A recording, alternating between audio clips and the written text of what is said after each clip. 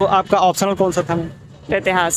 इतिहास था। जी तो इतिहास से रिलेटेड क्वेश्चंस पूछे गए थे यहाँ पे? जी, मुझसे सबसे ज़्यादा इतिहास से रिलेटेड क्वेश्चन पूछे गए थे। और जो क्वेश्चन पूछ रहे थे उसी में से मिलते जुलते क्वेश्चन उठा रहे थे। अच्छा था कुल मिला के।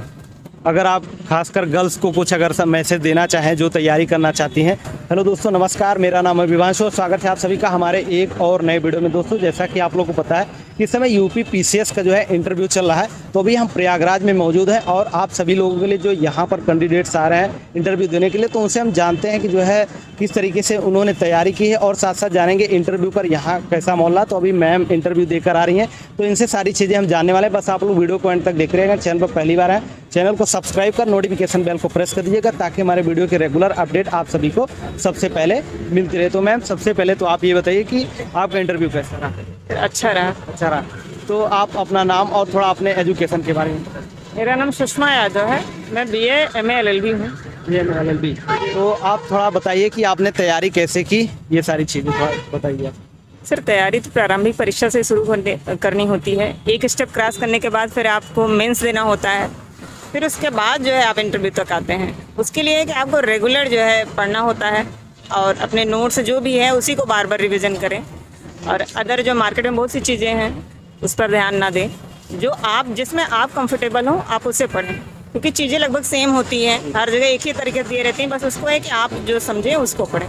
तो क्या आपको जैसे पहले से ये विचार था कि हमें जो है यूपी पीसीएस का एग्जाम देना है, या फिर बाद में जो है पढ़ाई करने के बाद विचार आया कि नहीं, मैं शुरुआत से 2015 से 14-15 से ही लगी हुई हूँ, तो ऐसा नहीं है, अचानक डिसीजन नहीं लिया। तो आपका ऑप्शनल कौन सा था? इतिहास। इतिहास था। जी तो इतिहास से रिलेटेड क्वेश्चंस पूछे गए थे यहाँ पे? जी, मुझसे सबसे ज़्यादा इतिहास से रिलेटेड क्वेश्चन पूछे गए थे। और मीडियम कौन सा आपका? हिंदी मीडियम। हिंदी मीडियम। तो मैम, थोड़ा यहाँ के बारे में बताइए कि आपका जैसे इंटरव्यू का माहौल कैसा रहा, ये सारी चीज़ें। बहुत कोऑपरेटिव था और जो क्वेश्चन पूछ रहे थे उसी में से मिलते जुलते क्वेश्चन उठा रहे थे। अच्छा था कुल मिला के। तो जैसे आपके बोर्ड मेंबर्स में से कितने मेंबर्स, आपके बोर्ड में कितने मेंबर्स थे? जी 4। थोड़ा अगर आप बताना चाहें कि जैसे कि आप यहाँ गेट से एंट्री की थी, मेन गेट से, तो अंदर का प्रोसेस कैसा रहा? सर, मेन गेट के एंट्री के बाद आपका डॉक्यूमेंट देखा जाता है, चेक किया जाता है कि सही है नहीं। उसके बाद डॉक्यूमेंट जब चेक हो जाता है तो दूसरी स्टेप होता है कि आपको एक लेटर दिया जाता है, उसको लेकर आप अंदर जाते हो। फिर उसके बाद थोड़ी देर बाद आपको एक जगह थोड़ी देर वेट करना होता है। उसके बाद जो है आपको इंटरव्यू के लिए बुलाया जाता है। कोड एक होता है, उसमें नाम या फिर आपकी पोस्ट, इन सब के बारे में कोई आइडिया नहीं होता, केवल आपका कोड होता है उससे, और फोटो लगी होती है उसमें।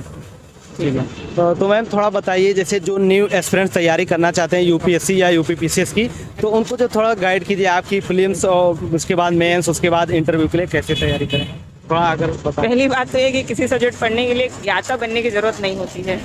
जो आप पहले सिलेबस देखो, सिलेबस के अकॉर्डिंग पढ़ो और जितना ज़रूरी है उतना ही पढ़ो। क्योंकि कभी कभी क्या होता है, हम बहुत एक ही टॉपिक को कई बार पढ़ लेते हैं और कुछ चीज़ों को ही पढ़ते हैं, बाकियों को छोड़ देते हैं।